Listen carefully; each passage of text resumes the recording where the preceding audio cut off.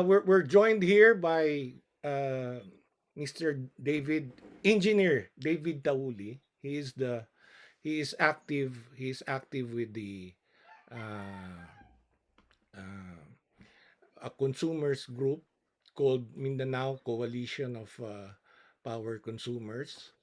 Uh, and they have long been advocating and have been asking the government to do something about the prices of power in Mindanao, especially in northern Mindanao. And just recently, Senate President Juan Miguel Subiri has brought the issue about the power rates in northern Mindanao in the national limelight, no, in the Senate. Can you can you tell us about the problem about the power rates in northern Mindanao? Ang pinaka-direct cause yun ng increase nato karon is the increase in price of coal fuel, and also by the fact that tanan nga distribution utility companies nato have draw around 90% of their power supply from coal power plants. So mao yun na ang cause of the increase, tremendous increase.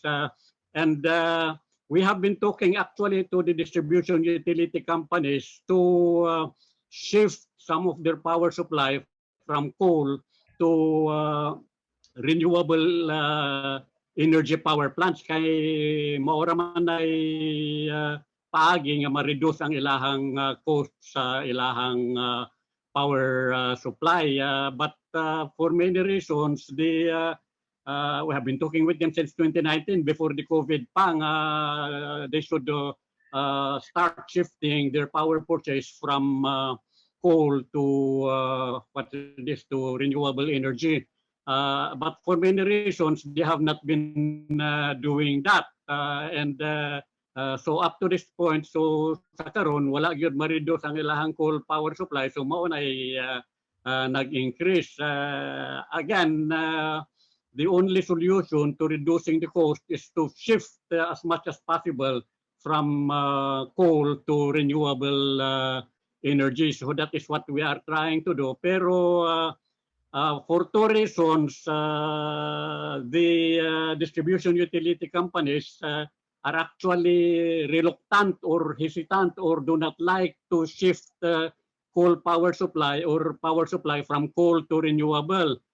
First, in the case of Sipalco Pananglitan, ang ilahang coal power supply is tied with their coal, affiliate nga coal plants man. So they do not like to reduce the earnings of their coal plants. So hina-hina yun sila sa pag-shift from coal to renewable. And in the case of the electric cooperatives, ang ilahang they have a take or pay contracts with the coal power plants, no? So they are saying that they cannot transfer kaya na naman sila fix nga contract with coal power plants. But actually rason-rason lang na nila. There are many ways of being able to shift from coal to renewable energy. But as I said, for those reasons, daily act ang distribution utility companies. But we are when I say we, consumer advocates, no, consumer groups are taking steps already to force kining mga distribution utility companies to get more of their power supply from renewable energy. So briefly again, to repeat, the reason for the coal is for the increase in rates in Mindanao and all over the Philippines is because of the increase in prices of coal power plants, and our distribution utility companies are getting virtually 100% of their requirements from coal power plants. Second, the distribution utility companies, for many reasons, are hesitating or not making any effort to transfer power supply from coal to renewable energy. And third, the consumer groups and local governments actually are now taking steps to force the distribution utility companies to draw more of their power supply from renewable energy power plants that will displace the supply that they are getting now from coal. You're blaming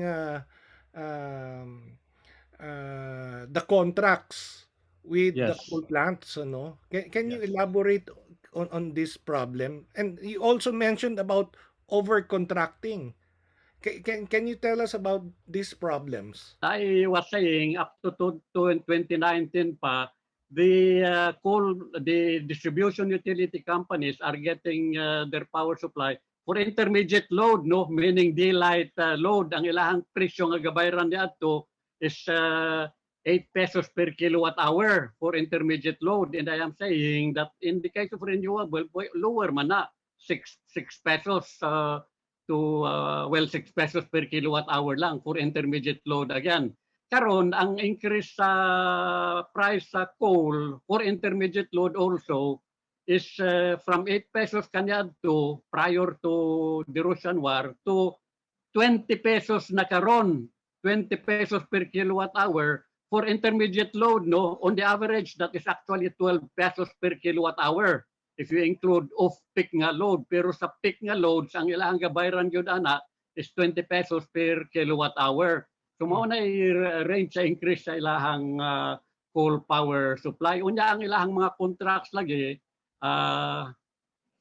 more, as I said, they got tanan nga utilities sa Mindanao got power supply from coal power plants, and then take or pay din, no? Meaning that whatever they have contracted, bisag kulang ang ilahang requirements, they will be charged for the full contract nga ilahang nakuha. Ang mahitabuan na sa diha is that we consumers are paying for power supply nga wala nato ma-deliver, actually wala nato makonsumo. We did not consume because take or pay man, whatever you contracted, you pay for it, and all of these payments are passed on to consumers. Another point is that actually, in the case of the electric distribution utility, in the case of most distribution utility companies in Mindanao, illegal pa actually kanang ilahang mga coal contracts kay wala man ni nag-agi og public bidding.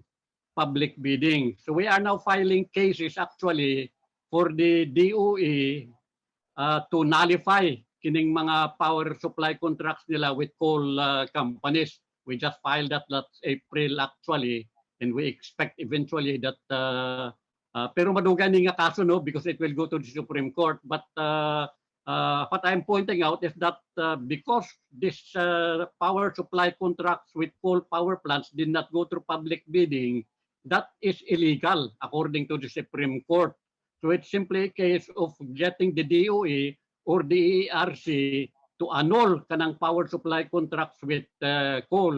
So that is what we have filed a petition, no, asking the DOE and the ERC to annul kining power supply contracts of Sipalco and also the electric cooperatives with coal generating plants. So mo nang level, the increase in prices is in absolute terms actually from an average rate of 6 pesos per kilowatt hour from coal to an average rate of 12 pesos per kilowatt hour. And in the case of peak load or intermediate load, from 8 pesos per kilowatt hour to 20 pesos per kilowatt hour. And there are maayo karon kay daghan ng kalihukan nga pwede mahimo sa consumer groups. But again, that is going to take time.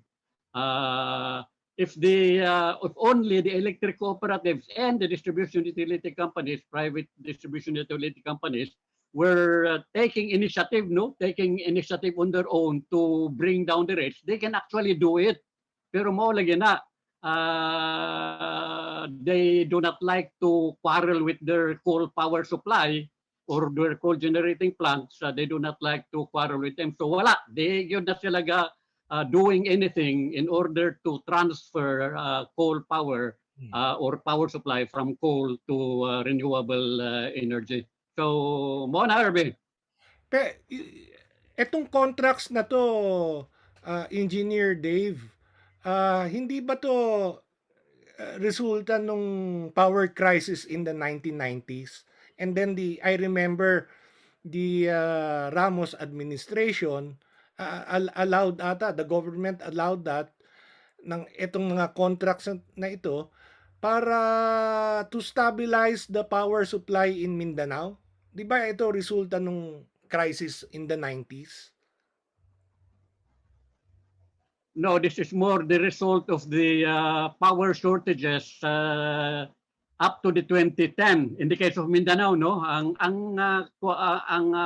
this started because of the power shortages in 2010.